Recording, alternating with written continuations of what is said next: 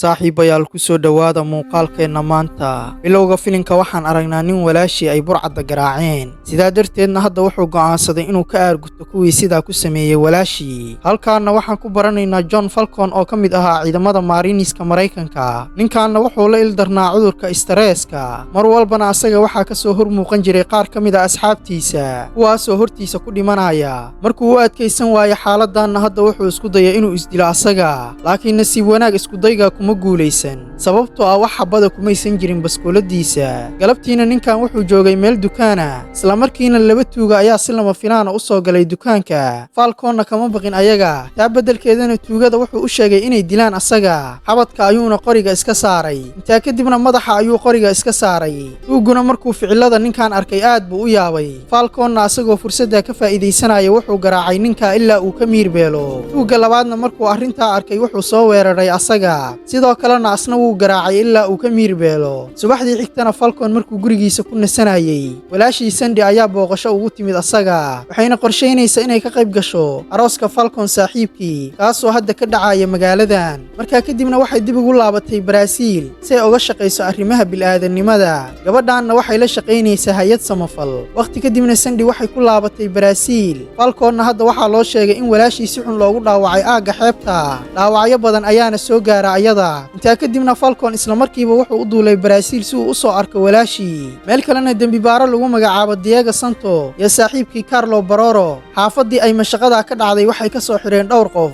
dadkaana waxaa looga shakisnaa inay kala tahriibiyaan hubka sharci darrada. intay hawshan socotana Diego waxaa soo booqatay naag booliisa oo lagu magacaabo Katrina. arrintaanna ayadu kuma faraxsanayn, sababtoo ah Santa hadda wuxuu ka howlgalaya eeriyadeeda. dadka halkaanna xumaan bay ku dareemayeen Santa joogistiisa goobtan. sidoo kalena hadda wuxuu handaday Catherine, isla markiina wiil dadka deegaanka ka mid a ayaa dhagax ku tuuray Santo. intaa kadibna Santo arrintaa xabad ayuu kaga jawaabay. dhallinyaradii kale ee meeshaan joogtana hubkooda ayay la soo baxeen. intaa dabadeedna Santa markuu arkay xaaladda meeshaan inay aad u xun tahay wuu isdhiiba asaga. mid ka mid a burcadaanna wuxuu u sheegay inuu la dagaalo Baroro. dagaalkan hadduu Santa ku guuldaraystana mar dambe asaga iyo raggiisa halkaan ma imaan doonaan. sidoo kalena dadka deegaanka dhankooda waxay oggolaadeen dagaalkan. marka horena waxaa la rabay inay la dagaalamaan mid ka mid a burcadda ugu halista badan ee halkan. isla markii uu dagaalkaa bilowdana si fudud waxaa loo garaacay gaangistarkii, sababtoo ah askarigan wuxuu ahaa nin aad u xirfad badan. dhowr laad oo keliya ayayna ku qaadatay inuu soo afjaro ninkan. Santana markuu arkay guusha uu gaaray saaxiibkii, cod dheer dadka meeshaan jooga wuxuu ugu sheegay asaga iyo raggiisaba inay maalin soo laaban doonaan. meel kalena Falcon hadda wuxuu yimi Baraasiil. halkaanna wuxuu kula kulmay diblomaasi ay saaxiibo yihiin, kaasoo la yidhaahdo Manny Redley. intaa kadibna Falcon isla markiiba isbitaalka wuxuu ku booqday Sandy,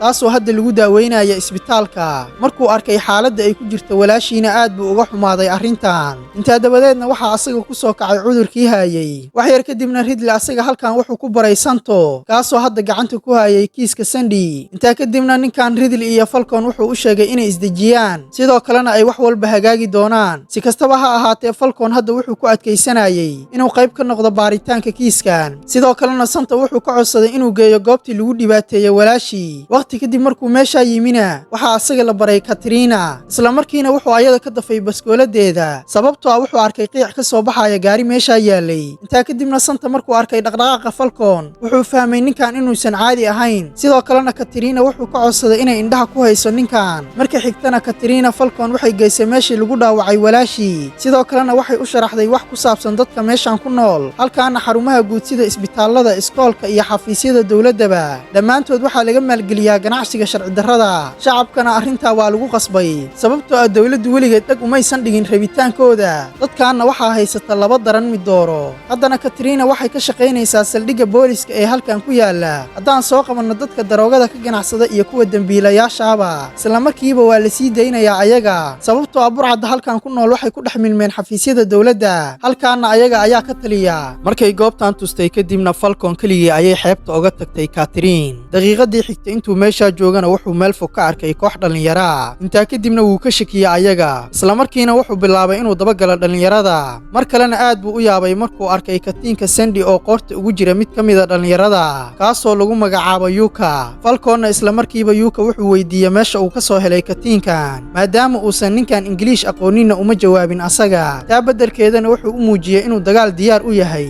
dagaalkanna maadaama uu hadda lama huraan ku ahaa Falcon wuxuu mid mid u garaacay burcadda. xitaa hadduu yuuka midi ku soo weeraray asaga wuxuuna iska difaacay weerarka sidoo kalena mididii ayuu ka dafay wiilka intaa kadibna midida wuxuu ku qabtay yuuka laakiin si lama filaana waxaa meeshaan u timi Katarina isla markiina waxay baskoolad ku qabatay Falcon arrintaana waxay keentay inuu midida ka qaado qoorta wiilka sidoo kalena Katarina hadda waxay asiga u turjuntay hadalka yuuka sidoo kalena waxay u sheegtay yuuka inuu yahay mid ka mid ah saaxiibada Sandy inta dabadeedna wuxuu asaga tusay sawir ay labadooda ku wada jiraan sidoo kalena yuuka wuxuu asaga u sharaxay Sandy inay katiinkan siisay walaashii asaga ka yar si kastaba ha ahaatee walaashay waxaan waayay intaan xeebta laga helin Sandy oo dhaawaca sidaa darteedna dambiilayaasha dhibaateeya Sandy waa isla dadkii horay u afduubtay walaashay intuusan Falcon halkan ka tegin ka horna yuuka wuxuu asaga siiyay buugga xasuus qorka ee Sandy kaasoo ay asaga u dhiibtay walaashii yuukana hadda wuxuu rajaynayaa in cadaymo laga heli doono buuggan si loo soo qabto dambiilayaasha galabtaana buugga markuu akhrinayo Falcon wuxuu ka dhex helay warqad yar oo ku dhex jirta buugga sidoo kalena warqadan waxaa ku qornaa lambarka photographerkii la shaqaynayay Sandy maalintii xigtana Falcon goobta kofeega wuxuu kula kulmay ninka si uu su'aalo u weydiiyo sawir-qaadaha intaa kadibna ninkan wuxuu asaga u sheegay Sandy inay baaritaan ku sameynaysay kiis halis oo la xiriira ka ganacsiga xibnaha bilaadanka sidoo kalena ninkan asaga wuxuu u diiday inuu cadaymo u keeno weerarkii lagu qaaday Sandy si qarsoodi ahna Falcon ninkan wuxuu uga xaday flashkiisa kadibna labadooda way ismacsalaameeyeen laakiin si lama filaana ninka sawir-qaadaha markuu gaarigiisa galay waa la qarxiyay asaga ninkan maskiinka ahna qaraxa ayuu ku dhintay arrintaana way ka sii dartay markuu gaari kale yimi maqaayadan sidoo kalena halkan ayuu istaagay gaariga isla markiina nimankii gaariga saarnaa waxay bilaabeen inay toogtaan Falcon laakiin nasiib wanaag Falcon waxa u suurta gashay inuu ka badbaado isku dayga intaa kadibna wuxuu qoriga ka qaatay waardiyaha oo dhaawaca sidoo kalena wuxuu xabadeeyay nimanka arrintaana waxay keentay inay goobta isaga baxsadaan burcadda muddo kadibna Falcon markuu joogay xafiiska Ridley wuxuu hubiyay waxa ku jiray flashka isla markiina meesha wuxuu ka helay sawirro ay ku wada jiraan Sandy iyo nin kale kuwaasoo wada jooga meel kalaaba sidoo kalena sawirkan waxaa ka muuqday mid ka mid ah ragga lagu eedeeyay dhibaataynta Sandy Ridleyna hadda wuxuu asaga u sheegay kooxdan in la yiraahdo Yakuza Brazilna waxay ku nool yihiin muddo 30 sano burcadaana inta badan hawshoodu waxay tahay inay afduubtaan carruurta yaryar Sandyna maadaama ay baaritaan ku waday burcadda wax badan ayay ka ogaatay arrintaa darteed ayayna kooxdan u dhibaateeyeen ayada habeenkaana Falcon wuxuu aaday kalaabka sidoo kalena meesha wuxuu ka helay ninkii uu raadinayay intaa kadibna ninka wuxuu ka daba galay musqusha kadibna goobta ayuu ku garaacay ninkaana markuu nafsadiisa u baqay ugu dambeyntii wuu isdhiibay sidoo kalena Falcon wuxuu u sheegay meesha ay joogaan burcadii dhaawacday Sandy galabtii xigtana Falcon waxaa la socday Ridley waxayna rabeen inay aadaan meesha meel kalena Sandy iyo askartiisa waxay isku diyaariyeen inay duulaan ballaaran ay ku galaan aag ay degan yihiin burcadda si ay meesha uga soo xiraan dadka daroogada ka ganacsada weerarku markuu bilowdana boolisku si aan kala sooc lahayn waxay u tooganayeen dhammaan dhalinyarada isku dayaysa inay meeshan ka baxsadaan ugu dambeyntiina qaar badan oo ka mid ah burcadda ayay halkaa ku laayeen sababtoo ah wax digniina ma aysan siinin dadka meeshan degan intuusan bilaaban weerarkan gaadmada ah intaa kadibna mid ka mid ah askarta Santo ayaa gudaha u galay xaafadan halista badan si lama filaan ahna wuxuu u arkay dhowr nin oo Jabaanaysa kuwaasoo suud madow xiran sidoo kalena halkan ka kaxaynaya carruur yaryar intaa dabadeedna halkaa wuxuu ku qabtay nimankii Jabaanayska ahaa isla markiina waxaa meesha yimi Santo intaa kadibna halkaa wuxuu ku dilay raggiisa sidoo kalena wuxuu sii daayay nimankii Jabaanayska ahaa isla markiina burcaddu meeshan ayay isaga tageen halkaana hadda waxaan ka ogaanaynaa sargaalkan booliska inuu musuqmaasuqan qayb ka yahay sidoo kalena uu la shaqeeyo kooxda Yakuza sidaa darteedna kooxda Yakuza hadda halkan hawshooda waxay uga fushadaan si xor ah ayagoo faldambiyeed walba halkan ka geysanaya dhinaca kalena Falcon wuxuu gaaray meeshii uu u socday intaa kadibna Ridley wuxuu u sheegay inuu aado guriga sababtoo ah meeshan waxaan rabaa inaan keligay baaro haddana markuu meeshan yimi wuxuu ogaaday inay tahay xarunta Yakuza isla markii uu halkan yimina wuxuu bilaabay inuu garaaco burcadda asagoo aan ka baqayn wax yar kadibna waxaa asaga ka soo horbaxay 3 nin oo ka mid ah burcadda Yakuza ayagoo aan hubaysanayna waxay bilaabeen inay la dagaalaan asaga intaa kadibna gabar ka mid ah burcaddan waxay la xiriirtay hogaamiyaha burcaddan kaasoo la yiraahdo Hiramoto waxayna la wadaagtay xaaladda meeshan ka jirta meel kalena Hiramoto wuxuu qaabilayay nin qiyaanay asaga isla markiina mid ka mid ah raggiisa wuxuu u keenay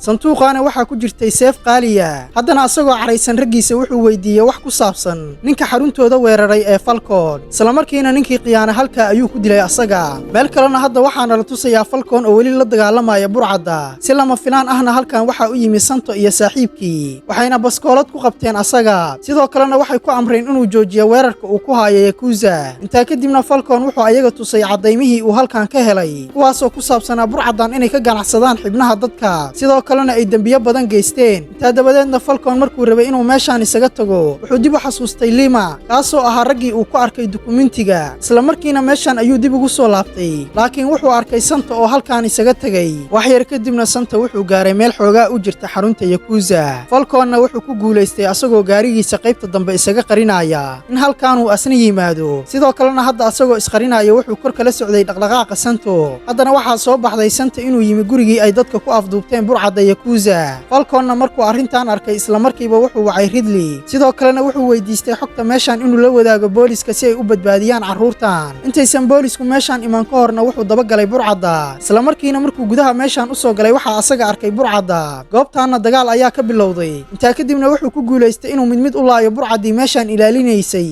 qaar badan oo ka mida burcadda yakuza ayuuna halkan ku laayay intaa dabadeedna waxay goobtaan isku dagaaleen baroro kaasoo ahaa saaxiibka santo ninkaanna wuxuu adeegsanaya xirfad sare laakiin arrintaa waxba kamaysan bedeli karin falcon maadaama uu asna ahaa askari hore intaa kadibna dhulka ayuu ku garaacay ninka laakiin baroro ayaa mar kale soo kacay wuxuuna halkan ku soo bandhigay xirfadda marshal artiska sidoo kalena dagaalkan hadda waxaa ku soo biiray santo arrintaana waxay xaaladda ku sii adkaysay falcon intaa kadibna labadooda si wada jira waxay u weerareen asaga intaa dabadeedna xaaladdu hadda way ka sii dartay sababtoo ah waxaa meesha yimid heramoto kaasoo ahaa hogaamiyaha yakuza intaa kadibna falcon asagoo xirfadiisa adeegsanayo wuxuu dagaal adag meesha kula galay burcadda ugu dambayntiina wuxuu dhulka dhigay santo iyo saaxiibkii haddana keliya waxaa asaga u harsanaa heramoto kaasoo isticmaalaya seef aad u af badan isla markiina falcon asna wuxuu soo qaatay 2 birood si uu isaga difaaco ninkan intaa dabadeedna dagaalkooda markuu bilowday falcon wuxuu si xun u garaacay gaangistarkan sidaa ayuuna ku guul daraystay ninkan wax yar kadibna halkan waxaa yimi ridley iyo booliska oo wada socda haddana falcon halkan wuxuu ka soo saaray carruurtii afduubka loogu haystay goobtan dhammaadka filimkeennana falcon wuxuu dhibaato badan ka wajahayay siday u soo kabsan lahayd walaashii sandhi sababtoo ah dhaawacyo daran ayay qabtay ayada nasiib wanaagna ridley hadda wuxuu diyaar u ahaa in dhaqaalo badan uu ku bixiyo sidii loo daaweyn lahaa sandhi intaa kadibna falcon wuxuu u soo bandhigay inuu ku biiro waaxda gobolka si uu ula shaqeeyo ayaga haddana falcon wuxuu isticmaalayaa magaciisa sababtoo ah magacan wuxuu horay ugula shaqayn jiray milatariga ugu dambayntiina wuxuu aqbalay inuu shaqadan qabto filimkeennina meesha ayuu ku soo dhammaaday haddii aad nala soo gaartay dhammaadka muuqaalkan fadlan muuqaalkeenna laag saar sidoo kalena janalkeenna ku soo biiro subscribe waa ku mahadsan tahay la joogistaada